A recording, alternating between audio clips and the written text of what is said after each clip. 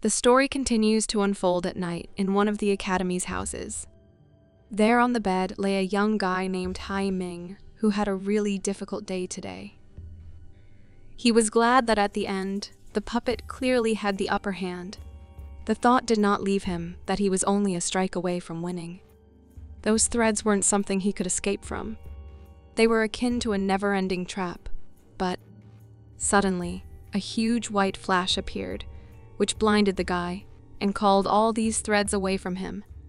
At that moment, he covered his hand so that his eyes would not strain so much from the flash and saw her. It was the girl who turned her back on him and looked the other way. She said that that boundary stone was from someone in the Asker Academy. It seems they've started to make their move. The catalysts, there are still 6 of them left.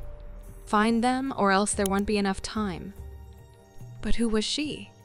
At that moment, the girl picked up a piece of the mask and asked if she was really asking her whether someone else came here. It was Cindy Sandal who became very interested. Before the battle, she set a boundary around the area, so there is no way someone could have trespassed. She was sitting near the cloak and mask of the magician who had spared them, and suddenly disappeared, and Hai Ming was standing next to her. So Cindy understood, even if there was, I would have known. The guy was very shocked and scared. Really? Then was what I saw an illusion? Cindy looked at him in surprise. Then she asked, "Let's stop talking about the puppet for a bit." Instead, she turned to him and offered to talk about him now. "Hai Ming Oceanus, are you really just a freshman?" He was very frightened by such a question, because he was definitely not ready to give an answer to it now, especially after such a situation. But Cindy has become aggressive. Your abilities are clearly much better than the average student. Even the upperclassmen may not be a match for you. And you even forced the lock group to send out the 6th puppet. So she turned to him and asked who was he really. But he said that it is really difficult for him to answer this now. What's that expression supposed to mean? Cindy continued to look at him and wait for an answer. Hai Ming was shocked and frightened.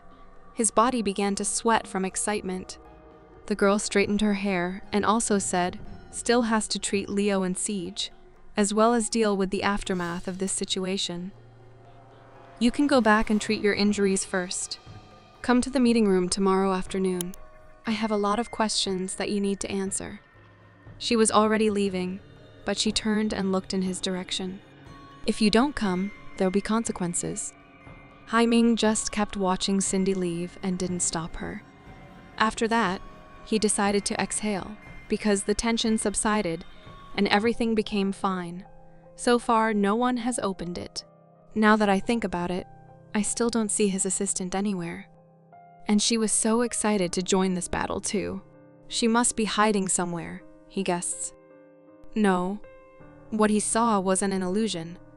But what did she mean by that? The Boundary Stone, Asker Academy, and the Catalysts. How are they connected to each other?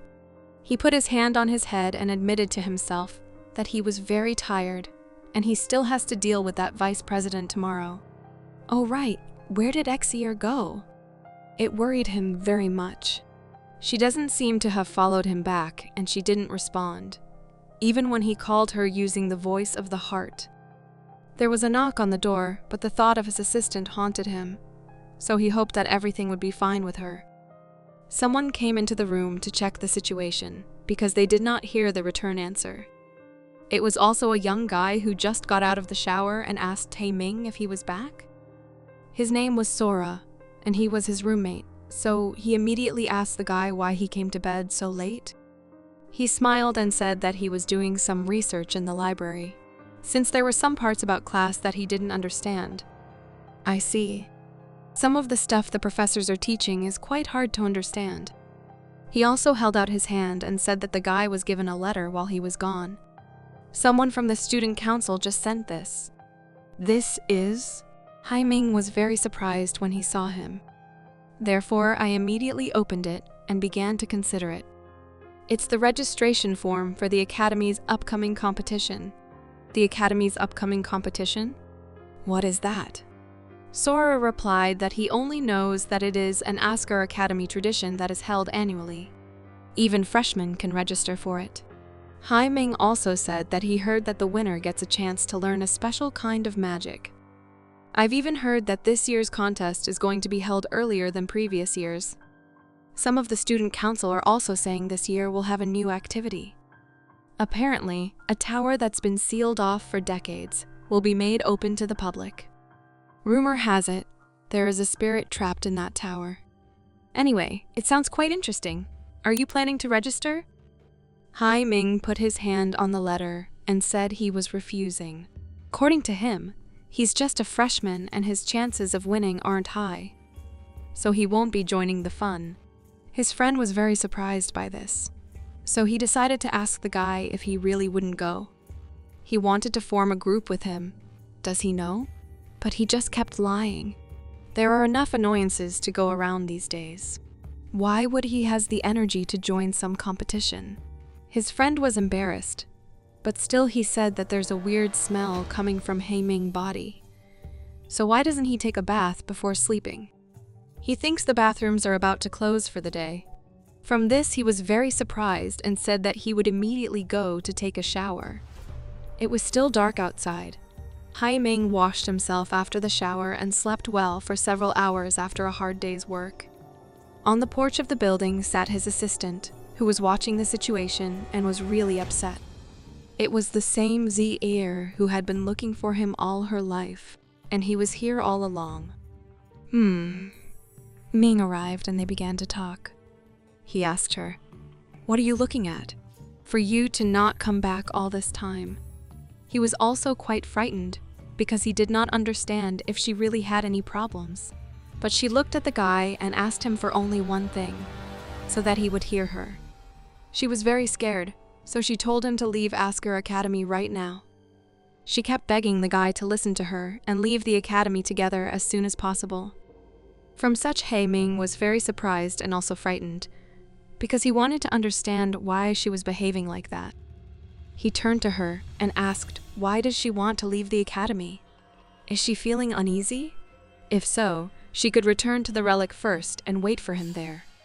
It is worth recognizing that he also felt uneasy after this.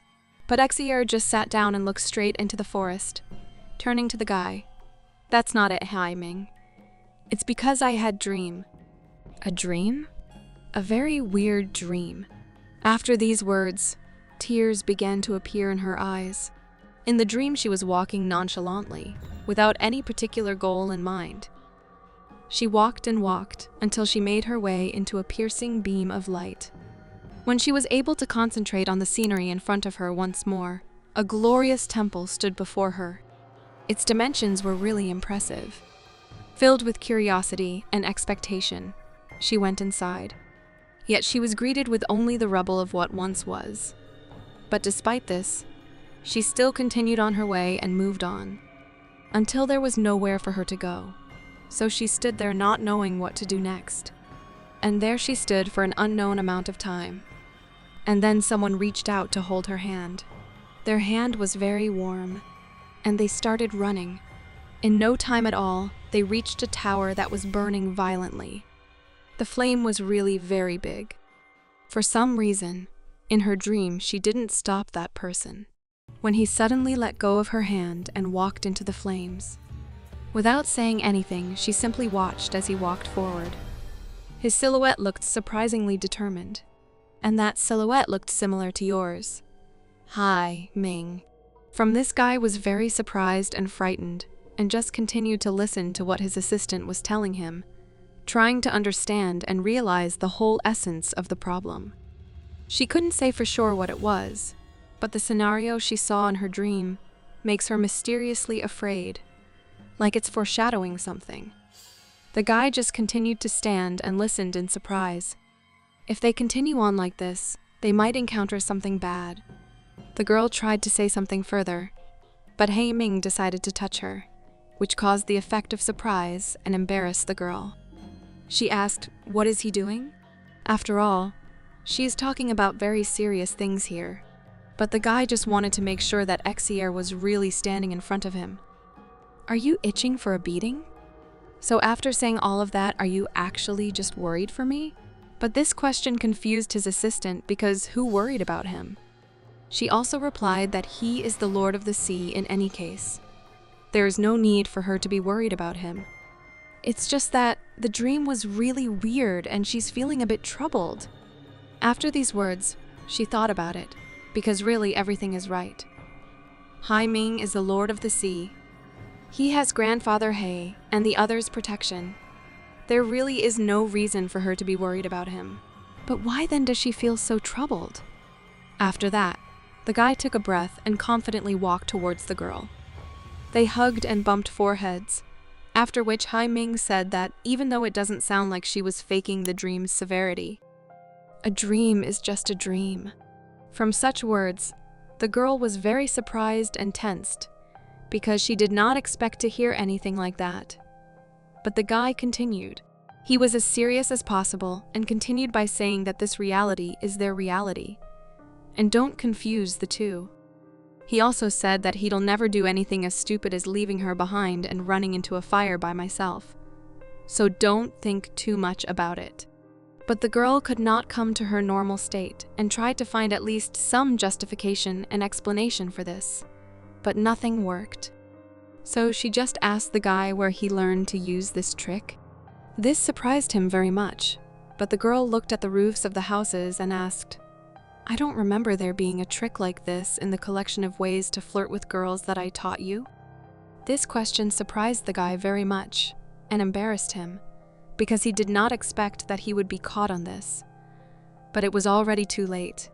In the meantime, the morning was already coming and the lights began to turn on in the houses, as people woke up and were already preparing to go to work. But Hai Ming didn't care that he had just been caught flirting. The only question that tormented him was related only to why his assistant is now having such a weird dream. Now that he thinks about it, this is the first time he has heard her mention having a dream. He thought spirits didn't have dreams. Zier became embarrassed after such words and said that it's true that they usually don't have dreams. Perhaps it's because of this. That's weird. Where did it go? The guy was very surprised because he did not understand what she was talking about. She remembered that she had put it somewhere here, but she couldn't find it. After she found that very thing, she surprised the guy very much. He could not understand what it was hidden behind her back. But the girl was as serious as possible and showed the guy a shining blue stone, saying that this is it. She immediately handed it over to the guy, who was definitely very surprised at this turn of events. He was shocked and tried to understand what it was. While the guy held it in his hands and began to examine it, the girl asked if he remembered the rock that fell from the teacher in the library. It became like this after its outer layer fell off. She turned and started looking up at the sky. In the battle just now, she had hidden herself in the forest close by, according to his instructions. But suddenly, that rock appeared before her. It emitted a weird light and she quickly fell into a deep sleep. Then she had that dream. She looked at the guy and said, "The more I think about it, the weirder it seems." It was very important for her to know what the guy thinks about this stone and the current situation. He was also shocked and told the girl that he was thinking that this is actually the secret of the... But he did not have time to finish, as the girl immediately interrupted him. Zier started laughing and asked if he was joking with her right now. She means that she knows this rock has a special shape. But Hai Ming became as serious as possible and said that he was not joking. Even though it's faint, he can feel the Lords of the Sea's power from ancient times, and its shape matches the description Grandfather Hai gave him. This is the catalyst of the sea that they've been searching for all this time. Zier was very surprised and even a little upset. But didn't the vice president say the secret of the sea had been stolen by the sixth puppet? Why would it be with that teacher? Hai Ming also thought after these words, maybe not everything is so simple here. But after analyzing the situation, he said that there's clearly something off with that teacher and continued to hold this stone in his hands. At the academy, the light was on all night in one of the rooms. It seems that one of its participants absolutely did not want to go to bed. On the wall hung the mask of the same black magician who had disappeared from the battlefield without a trace. She was not alone here at all. It seems that this was the same room in which he lived. Or not? After all, a little girl was sitting at the table, working on something. This was the same girl that Hai Ming helped to pick up the books and other papers that had fallen from her. Someone came to her, and she did not understand what exactly he needed. Seventh Tower? It was one of the magicians who approached the girl and looked straight at her. He was in a good mood and said, "You are still as careful as ever, sister. How did someone like you manage to lose in that battle? It's incomprehensible." After that, he got a little angry and said that he could never have imagined she would betray them, especially since they're her blood-related family. This phrase surprised her very much, and the answer was not long in coming. Family? At least contain your killing intent before saying something like that. It was her brother who reminded the girl that she still had a hard time communicating with him. Whatever, he actually came here to talk about serious business. Lord Father wants him to ask if she's gotten the location of the second catalyst from the old man? She immediately took out the mask, which began to glow, thereby making it clear that she was very interested in this message, after which her brother continued, "The location of the second catalyst is in the fort where this year's Asker Academy's competition will be held." But the girl was already ready, and only straightened her shirt a little. It was a little terrifying. It was already dark outside, and there was the Tower of Weaving Flames, where the duel was to take place. Very quickly, the day came, and it was time for the students to go to class. Just then, Hai Ming entered the office, looking for a teacher named Quimper, and asking if she was in the workplace.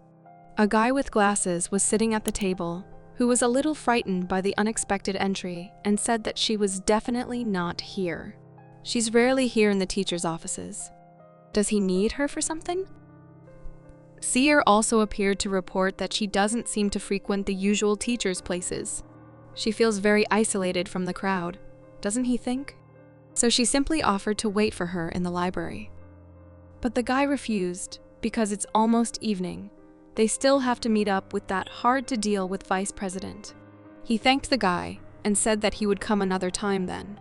If it's something urgent, maybe he could go and see if she's at that place? This suggestion greatly surprised Hai Ming, so he looked at the secretary, who said that usually, if he can't find her anywhere, she'll be at that place. That place? I wonder what he meant by this phrase. The boy and girl left the office and began to move along the corridor of their academy, thinking about the current situation. Asker Academy's third meeting room, and they've returned to this place again, appeared in front of them. Who tried to destroy the guy earlier came out of it, but it turned out that Hai Ming saved his life. It is very strange that he went on without paying any attention to the guy, and without even saying hello to him, as if he did not know him, and had never seen him. Hai Ming was also very surprised by this, because this is the guy who's always trailing after that Westerner who uses the flame spirit. He feels completely different from what he used to, like his aura has changed. Sayre also thought about it, and although she slept in the forest during the fights, she also had the feeling that she had seen him before. After that, Leo decided to say hello to him. Maybe he really didn't see him. Who knows? He asked, has old man Hai been doing well? From such, Hai Ming was very surprised, because how does he know grandfather Hai? But their dialogue was interrupted, as a voice came from the meeting room, which called the guy into the room. Leo laughed and said to go, as he was already tired of waiting. He also asked not to worry, because they will still have time to communicate in the future. Seer approached him and asked who it was. She has never seen him at the relic before, and also he knows grandfather Hai. The guy was also very surprised and tried to find the answer to this question on his own. He is not sure himself, so he offered girl to deal with the issue at hand first. He took a step and stepped onto the red carpet into the room to which he had already been called several times. The same Cindy Sandal was sitting on the couch, who was very calm and complimented the guy for coming just in time. He immediately started talking, saying that the girl promised that there would be consequences if he doesn't come. And, of course, he doesn't wish to cause himself trouble. The girl was surprised at such a serious attitude and said, "To put it simply, I'm not convinced that you have no ties with the lock." But then, what's your reason for coming to Asker Academy? Haiming Oceanus? No. Rather, young man who came from the relic of the sea. Looks like she's discovered his secret. The guy just stood there shocked and did not know how to react correctly to all this and what to say. But the girl was ahead of him and said that you should not panic. She has a friend who's contacted the relic of the sea before, so he is not the who exposed anything. Contacted a relic? This surprised the guy even more. That person just now? Can someone who's contacted a relic before being here? Isn't that going against the boundary treaty? But Cindy saw his tension and decided to continue the conversation. I know what you're thinking about the boundary treaty or whatever. She raised her mug of tea and said, "Just relax. I'm not a nosy person either. That old law about how spirits, familiars, and divine spirits aren't allowed to leave their relics in this day and age. It's just a piece of paper. The constraint enforcing the boundary treaty hasn't been strong enough to force anyone to obey it completely for a long time now." She was in a great mood, so she smiled and continued speaking without waiting for an answer. Now she asked him a specific question. "And you're surely not the only familiar at the school that came from a relic. You can't be a spirit or a divine spirit, right?" "Well, whatever. This isn't the point. My point is, you will be fine as long as your identity isn't exposed in front of the masses." The guy continued to stand shocked and did not understand what was wrong here and why it sounds like a threat. Cindy Sandal continued to smile and did not even wait for an answer to the question, saying, "You can take it that way if you like. I'm still the vice president after all. If your existence threatens the student populace, wouldn't this be the best way to force you to drop out of school?" So far, it is not entirely clear in whose interests this girl is acting. Zier also noticed this and said that she feels like he is played into her hands. But he didn't care. He just wanted to hear what she had to say next. He had a plan. Cindy asked, "Can you finally answer my question now?" The guy looked at the coffee mug that was prepared for him, laughed and said that the reason why he came to Asker Academy, well, it's a long story. He spread his arms around and closed his eyes, saying that it's basically like this. Cindy Sandal put the coffee on her side and tried to get more information out of the guy who didn't want to talk to her that much. "So I see you've been tasked by someone to investigate the demon's seal here." After that, she thought and tried to figure it out. Irregular movements from the seal, huh? So much so that it's even affected the relics? That old man didn't mention this. It seems that it's more troublesome than she expected. She looked at the guy and said, "In that case, I believe you've already found out about the catalyst at Asker Academy. But by unlucky coincidence, it was snatched away by the sixth puppet." The guy exhaled and said that he knew about it. Actually, it's with him. But is there really only one catalyst? He remembered the silhouette that reminded him that that boundary stone was from someone in the Asker Academy. It seems they've started to make their move. The catalysts, there are still 6 of them left. Find them, or else there won't be enough time. Hai Ming thought, based on what he knows, there's more than one catalyst at Asker Academy. Cindy praised him for really knowing something. "It's as you say, in addition to the secret of the sea, there is another catalyst here." She smiled again and said, "Since we've come this far into our conversation, I'll get straight to the point." She put her hand on the table where the same invitation to participate in the competition lay. Cindy turned to the guy and said that she really wants him to take part in the academy competition with her. Meanwhile, the girl from the library was already standing at the meeting place, where she tried to start a dialogue by saying, "I believe I saw your silhouette behind that boy yesterday. Your appearance has changed a little, but even if hundreds of years have passed..." She looked at the grave and continued, "I will never forget what you looked like. Great Saintess, you've returned, right?"